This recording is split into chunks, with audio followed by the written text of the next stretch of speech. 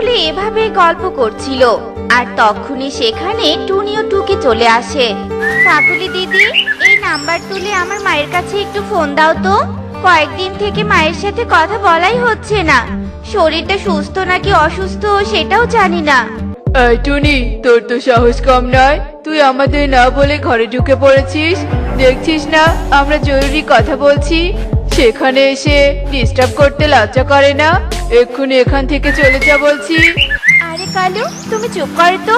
টুনির ফোন নেই দেখে আমার ফোন দিয়ে কথা বলতে এসেছে।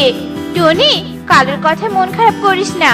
তুই একটু আমাদের থালা বাসনগুলো ধুয়ে দে তো, আর আমি কালুর সাথে কথা বলা শেষ করে তোর মাকে ফোন দিচ্ছি। আচ্ছা ঠিক আছে দিদি। এরপর টুনি থালা বাসন ধুতে টিউবওয়েলের বাড়ি চলে যায়, আর এদিকে কালু কাকুলি দুষ্ট বুদ্ধি আটতে থাকে। কাকুলি, তুমি টুনির সামনে আমাকে এভাবে অপমান করলে কেন?